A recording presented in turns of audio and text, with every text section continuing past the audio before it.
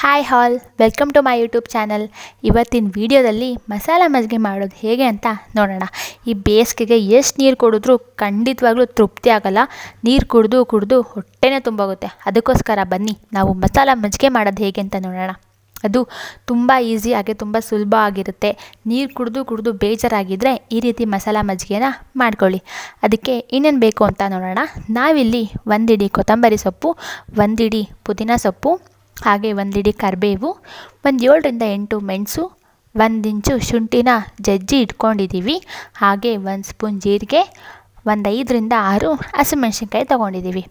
ಇವಾಗ ನಾವು ಒಂದು ಮಿಕ್ಸರ್ ಜಾರ್ಗೆ ನಾವು ತೊಗೊಂಡಿರೋಂತಹ ಕೊತ್ತಂಬರಿ ಸೊಪ್ಪು, ಕರಿಬೇವು ಸೊಪ್ಪು, ಹಾಗೆ ಪುದೀನ ಸೊಪ್ಪು, ಜಜ್ಜಿ ಇಟ್ಕೊಂಡಿರೋಂತಹ ಶುಂಠಿ, ಹಸಿಮೆಣ್ಸಿನ್ಕಾಯಿ, ಮೆಣಸು, ಜೀರಿಗೆ ಎಲ್ಲನೂ ಮಿಕ್ಸರ್ ಜಾರ್ಗೆ ಹಾಕಿ ರುಬ್ಕೋಬೇಕು.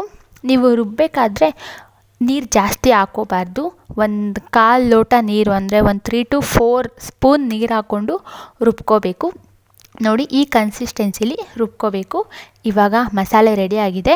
ನಾವಿವಾಗ ಮಜ್ಜಿಗೆ ಮಾಡೋದು ಹೇಗೆ ಅಂತ ನೋಡೋಣ. ನಾವಿಲ್ಲಿ ಒಂದು ದೊಡ್ಡ ಲೋಟಗೆ ನಿಮ್ಗೆ ಎಷ್ಟು ಬೇಕೋ, ಅರ್ಧ ಲೀಟ್ರ್ ಬೇಕಂದರೆ ಅರ್ಧ ಲೀಟ್ರು, 1/4 ಲೀಟ್ರ್ ಬೇಕಂದರೆ 1/4 ಲೀಟ್ರನ್ನ ಮೊಸರು ಹಾಕ್ಕೊತಾ ಇದ್ದೀವಿ. ಆ ಮೊಸರು ಹಾಕಿದ್ಮೇಲೆ ಅದಕ್ಕೆ 2 ಸ್ಪೂನ್ ಉಪ್ಪು ಹಾಕೋತಾ ಇದ್ದೀವಿ. ನೀವು ನೋಡಿ, ನೀವು ತೊಗೊಂಡಿರೋ ಕ್ವಾಂಟಿಟಿಗೆ ರುಚಿಗೆ ತಕ್ಕಷ್ಟು ಉಪ್ಪು ಹಾಕ್ಕೋಬೇಕು. ಇದಕ್ಕೆ ನಾವೀಗ ಒಂದು 2ರಿಂದ 3 ಗ್ಲಾಸ್ ನೀರು ಹಾಕ್ಕೊತಾ ಇದ್ದೀವಿ.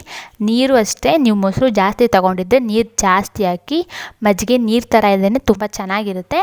ಇವಾಗ ನಾವು ಇದಕ್ಕೆ ನೀರು ಹಾಕಿದ್ಮೇಲೆ ಮಸಾಲ ಮಜ್ಜಿಗೆ ಕಡಿಯೋದೇ ಬರುತ್ತೆ, ಅದರಿಂದ ಕಡ್ಕೊತಾ ಇದ್ದೀವಿ. ನೀವು ಬೇಕಿದ್ದರೆ ಹಾಗೇ ಮಿಕ್ಸ್ ಮಾಡ್ಕೋಬೋದು, ಅಂದರೆ ಸೌಟು ಅದರಿಂದ ಬೇಕಾದರೂ ಅದನ್ನು ಚೆನ್ನಾಗಿ ಕಲಿಸ್ಕೋಬೋದು. ನೋಡಿ, ನಿಮ್ಮ ಮಸಾಲ ಮಜ್ಜಿಗೆ ಬೇಸಿಗೆಗಾಲಕ್ಕೆ ತುಂಬ ಒಳ್ಳೆ ತಂಪು ನೀಡುತ್ತೆ, ದೇಹಕ್ಕೂ ತಂಪು ನೀಡುತ್ತೆ. ನೀವು ತುಂಬ ಬಿಸಿಲಿಂದ ಬಂದಮೇಲೆ ನೀರು ಕುಡಿಯೋದಕ್ಕಿಂತ ಈ ಸಲ ಈ ಥರ ಒಂದು ಮಸಾಲ ಮಜ್ಜಿಗೆ ಮಾಡ್ಕೊಂಡು ಕುಡಿದ್ರೆ ತುಂಬ ಅಂದರೆ ತುಂಬ ಚೆನ್ನಾಗಿರುತ್ತೆ. ನಾವೀಗ ಇದನ್ನು ಚೆನ್ನಾಗಿ ಒಂದು 5ರಿಂದ 6 ನಿಮಿಷ ಕಡ್ಕೋಬೇಕು. ಈ ರೀತಿ ಕಡ್ಕೊಂಡಿದ್ದು ಆದಮೇಲೆ ನಾವು ಮಾಡ್ಕೊಂಡಿರೋಂತಹ ಮಸಾಲೆನ 1 ಸ್ಪೂನ್ ಹಾಕ್ಕೊತಾ ಇದ್ದೀವಿ. ಜಾಸ್ತಿ ಹಾಕ್ಕೊಂಡ್ರೆ ತುಂಬ ಖಾರ ಆಗಿಬಿಡುತ್ತೆ. 1 ಸ್ಪೂನ್ ಮಸಾಲ ಅದನ್ನು ಹಾಕ್ಕೊಂಡಾದಮೇಲೆ ಅದನ್ನು ಒಂದು 2ರಿಂದ 3 ನಿಮಿಷ ಚೆನ್ನಾಗಿ ಮಿಕ್ಸ್ ಮಾಡಬೇಕು. ನೋಡಿ, ಮಸಾಲ ಮಜ್ಜಿಗೆ ರೆಡಿಯಾಗಿದೆ. ನೀವು ನಿಮ್ಮ ಮನೇಲಿ ಟ್ರೈ ಮಾಡಿ, ಹೇಗೆ ಬಂತು ಅಂತ ನಂಗೆ ಕಮೆಂಟ್ ಮಾಡಿ, ಹಾಗೆ ಲೈಕ್ ಮಾಡಿ, ಹಾಗೆ ನಮ್ಮ ಚಾನಲ್ನ ಸಪೋರ್ಟ್ ಮಾಡಿ. Thank you for watching.